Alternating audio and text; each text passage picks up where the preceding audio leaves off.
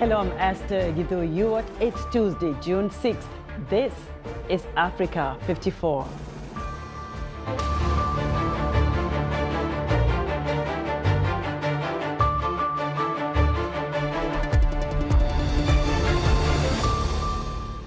Violence and lawlessness spreads in Sudan, where 10 foreigners from the Democratic Republic of Congo were killed as warring military factions clashed by air and on the ground in the capital Khartoum. We'll have extensive coverage of the Sudan war.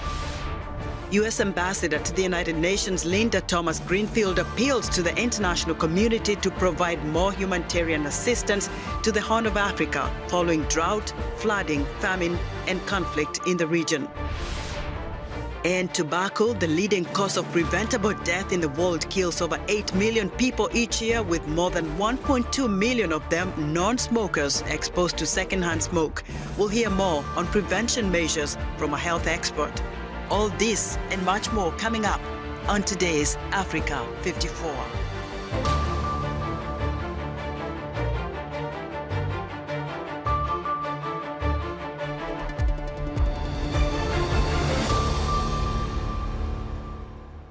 10 foreigners from the Democratic Republic of Congo, Congolese are among those killed in Khartoum as Sudan's warring military factions clashed by air and on the ground in the country's capital on Tuesday, as increased violence and spreading lawlessness added to the misery of residents already struggling with limited food and medicine.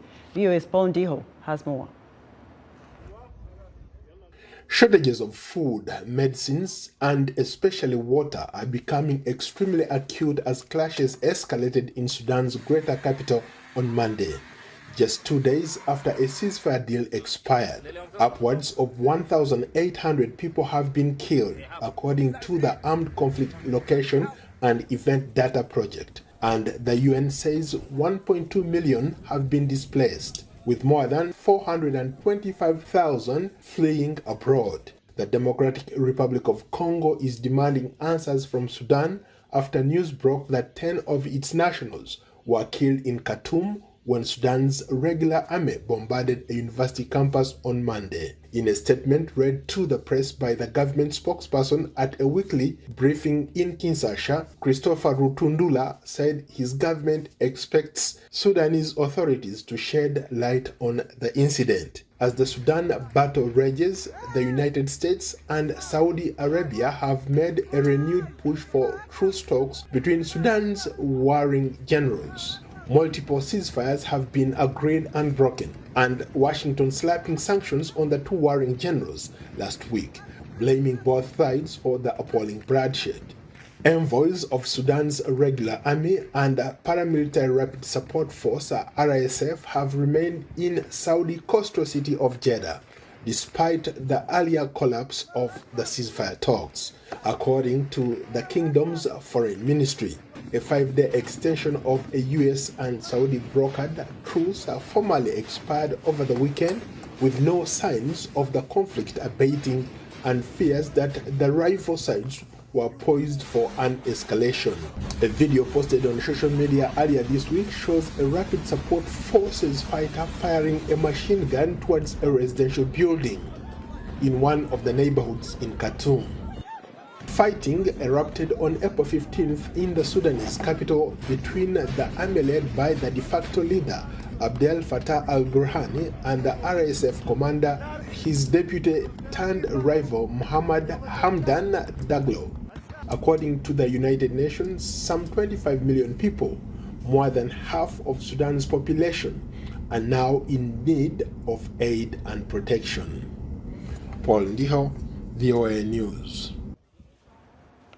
For more on Sudan's war and its impact on civilians, I'm joined live via Skype from Johannesburg, South Africa by Alan Gary, Africa Advocacy Director at Human Rights Watch. Alan, welcome to Africa 54. Thank you, Esther, for having me on the show. Now, Alan, as far as you know, what has Human Rights Watch been able to document in regards to the war in Sudan?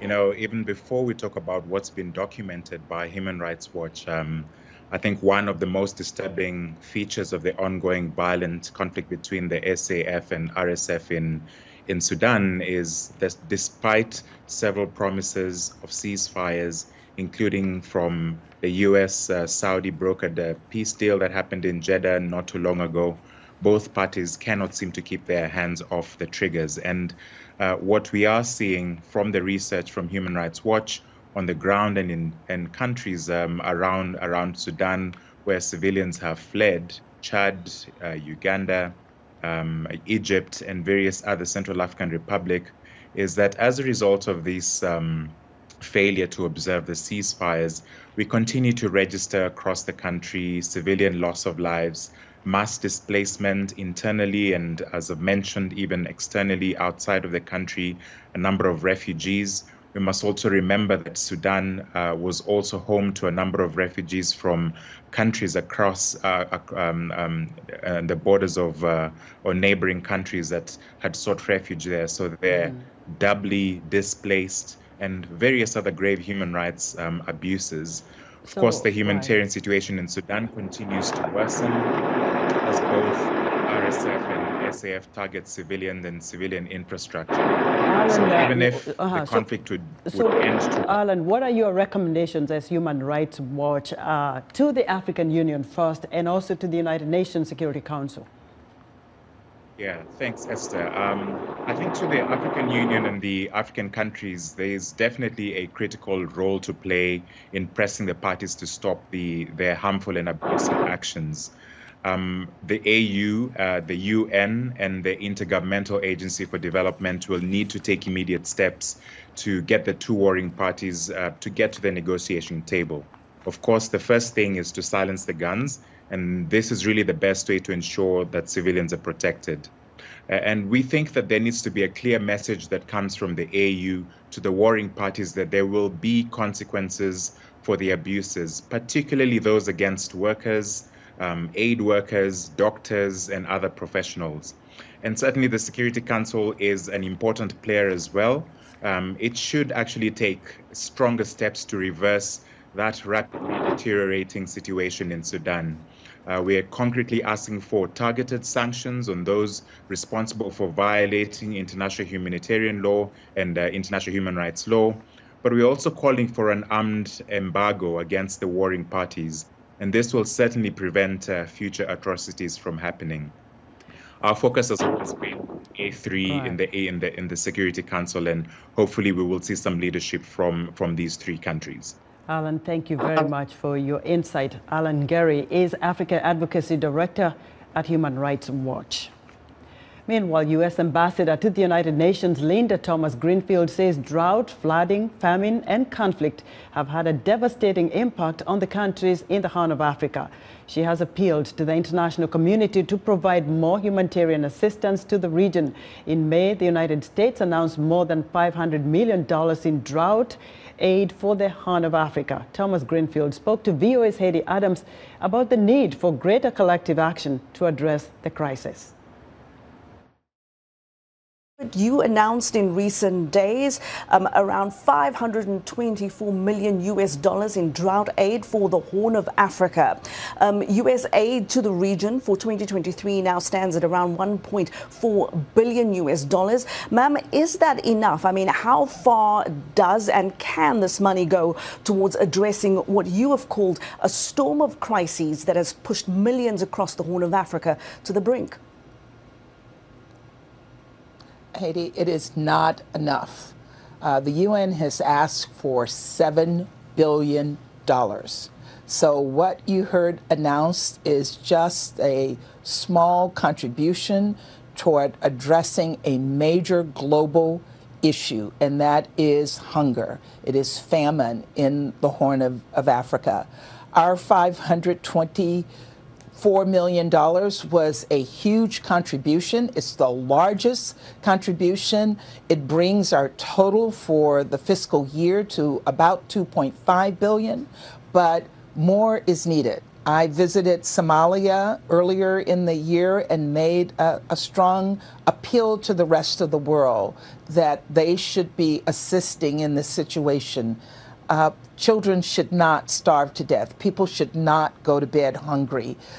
We have the resources to address this issue. We just have to come to the table and bring the needed resources to those people in need. And I think we can do more. That was the U.S. Ambassador to the United States, Linda Thomas-Greenfield, speaking to Haiti Adams, host of VOA's Straight Talk Africa program. A Nigerian American is making history in the United States. Yemi Mobolade is being inaugurated Tuesday in Colorado Springs as the new mayor. Joining me via Skype from Colorado Springs is VOA House Service reporter Haruna Shehu. Haruna, welcome to Africa 54. Hi, Esther. Thank you for having me. First of all, has the new mayor taken the oath of office? Yeah, I must tell you that history you talked about has just been made. Right now, the mayor, Yemi Mobolade, is delivering his inaugural speech after taking the oath of office in a very colorful, very big gathering of people that had in attendance many politicians, residents, including the state governor. I mean, the Colorado state governor is here in attendance too. So Yemi Mobolade has just made history as the first elected black mayor of Colorado Springs to be inaugurated today. Haruna, you had a chance to speak to him earlier. What did he say propelled him to win this race? So, yeah, I spoke with him, and I also spoke with some residents of this Colorado Springs about what led to his victory. So you can have two things. From his side, he will tell you that people are yearning for change. People are yearning for a new style of leadership. That is the reason that he won. But then when you ask other people, they will tell you there are two reasons. One, his presence in the community, because he is a business leader. He has been able to impact positively on many people's lives. Before being elected as the mayor, he was the business manager in the Colorado Springs City Council, which was a role that he held, and he helped many small-scale businesses, that were on the verge of collapsing to resuscitate. And then also, that aside, he is also a church leader. So many people think, because of his faith, and then he is also an independent. So he is able to appeal to people from both sides of the political spectrum. So this is what you will hear from people when you ask them what they think about why Yemi Mobolade, being black and then being independent, was able to win in this Republican stronghold. So what does he recall growing up in Lagos? So he recalls so many things, so many lessons that he learned growing up in Lagos. And I think he told me those lessons really helped him, in becoming who he is today. He grew up in Lagos where, he talked about tribalism in politics. People are voting, based on ethnic or religious affiliation. And these are problems that he thinks, prevent development in many parts of Nigeria, not only Lagos. So he now said when he comes here, he's not going to be a tribal person. He's not going to be, in fact, that is one of the reasons that he decided to contest as an independent, because he doesn't want to belong to one side. He just wants to appeal to anybody. He's a detribalized person. Haruna, many thanks. VOA's Haruna Shehu reporting live for us from Colorado Springs. And earlier, Haruna sat down for an interview with the Colorado Springs incoming mayor, Yemi Mobolade, on a range of issues, including his vision for the city. Yes, I've been clear about this vision from day one in the campaign, is that Colorado Springs will become an inclusive, culturally rich, economically prosperous, safe, and vibrant city on a hill that shines brightly, that we become the model city for the world of what it looks like when residents and citizens and leaders work together in this wonderful harmony. We can solve any problem. So those four things that I envision, if I do my job well, we will look more inclusive, we'll become more culturally enriched, we'll become more safe, because a lot of families want a safe city, and also will become economically prosperous. Yeah, picking up from the last thing, if you do your job well, you are a newcomer in this area. Right. Are you not concerned that this will be like a huge challenge, to do your job well, as you said? I'd be more concerned if there were no challenges. That's the call of leadership. Leadership can be lonely. Leadership can be isolating. There is a burden that we leaders carry.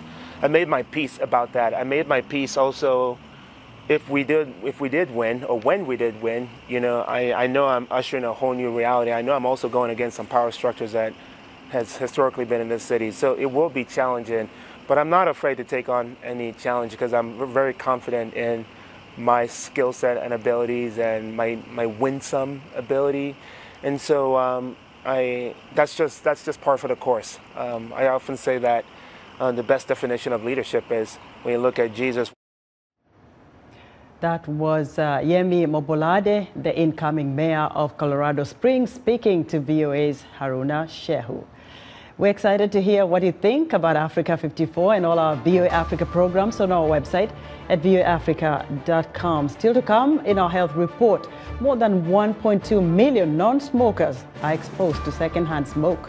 We'll hear more on prevention measures from our health experts. Stay with us.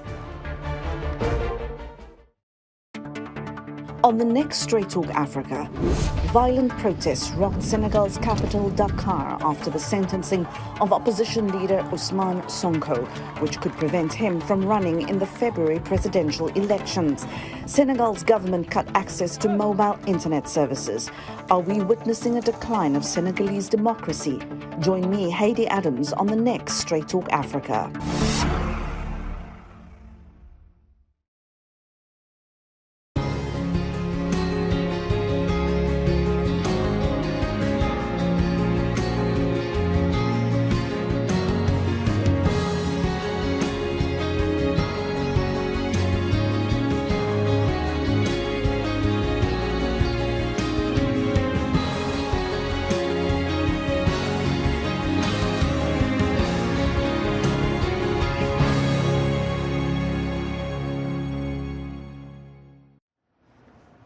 In other news, Nigeria's industrial court on Monday stopped the two main labor unions from going on an indefinite strike this week to protest the removal of a popular decades-old petrol subsidy which caused prices to nearly triple. The Nigeria Labour Congress said last week it would begin an indefinite strike from June 7th to force the government to reinstate the subsidy. Malawi's government said on Monday that Rwanda has asked it to help apprehend 55 fugitives wanted in connection with the 1994 Rwandan genocide believed to be hiding in the country.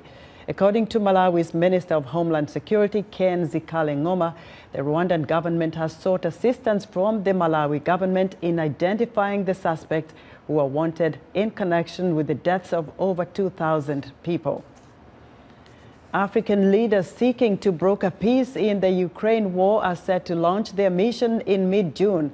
A statement from South African President Cyril Ramaphosa's office said the African leaders meeting on Monday agreed that they would engage Putin and Zelensky on the elements for a ceasefire and a lasting peace in the region. The delegation comprises the presidents of the Republic of Congo, Egypt, Senegal, South Africa, Uganda, and Zambia.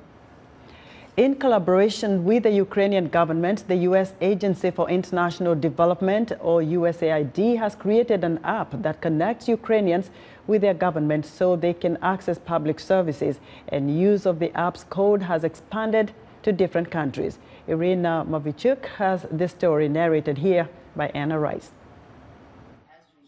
Last week in Washington, Samantha Power, the administrator of the U.S. Agency for International Development, or USAID for short, praised DIA, an app developed by the Ukrainian government with the support of her agency. The app allows people to connect with their governments. In Ukraine, for example, citizens use the app to report Russian soldiers in their midst and to pay their taxes. Power spoke about how her agency will help other countries use DIA.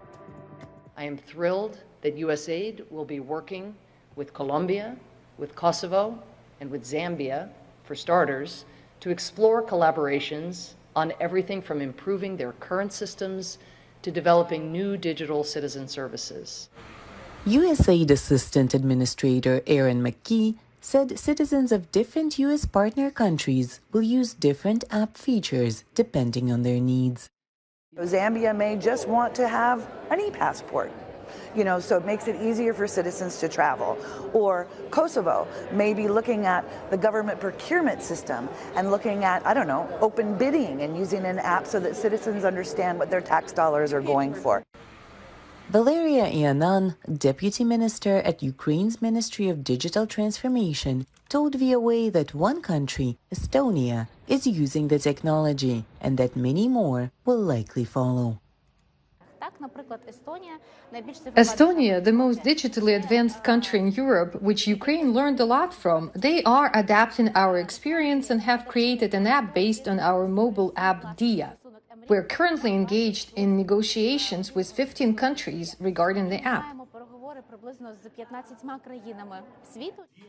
USAID says that Dia will help citizens more easily connect to their governments and that it has full faith in the app's safety. People's information is already in digital format globally, including in the United States. What's critical is to compartmentalize and protect that information. So even if you are hacked, they can only get one piece or access to an element and aren't able to do as much damage, particularly to critical infrastructure and personal information. McKee also explained how, thanks to Dia, USAID can help Ukraine in various ways. So we are expanding both DIA, the accountability and transparency agenda, and helping accelerate EU accession, particularly in anti-corruption and reform. We also have invested heavily in the energy infrastructure, both to protect and get Ukraine through the winter. As of May 2023, some 19 million Ukrainians are using the DIA app. For Irina Matvichuk in Washington, Anna Rice, VOA News. It's time for our health segment, and joining us now via Skype is Africa 54 health correspondent Lino Mudu. Hello, Lino. Hello, Esther. Hello, everyone. Well, today we're looking at tobacco. Tobacco is the leading cause of preventable death in the world and kills over 8 million people each year, according to the World Health Organization.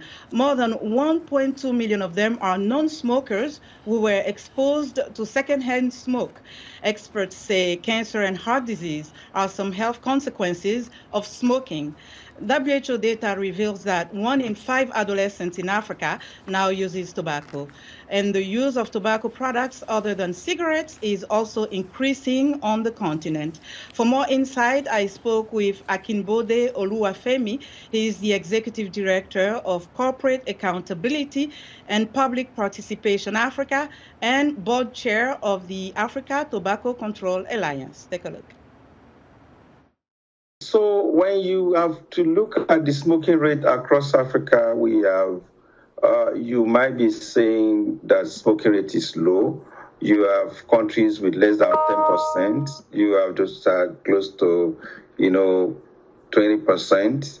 And so for the tobacco companies, that makes Africa a continent to be a nest, a continent to grow markets. But the worrying side of that figure is that the Africa now represent the continent where, smoking rate is going up. What can you tell us about the impact of tobacco consumption among the youth? What is the problem, and is it because of the advertisement? You are correct. Tobacco companies create advertisement, images, programs that are appealing to the youth. They continue to exploit the African music that is gaining a lot of grounds now with indirect advertising. Another platform that is extremely worrisome is also the movies industry on the continent. And if you have to also add the streaming platforms across the world that also stream movies unrestrained on the African continent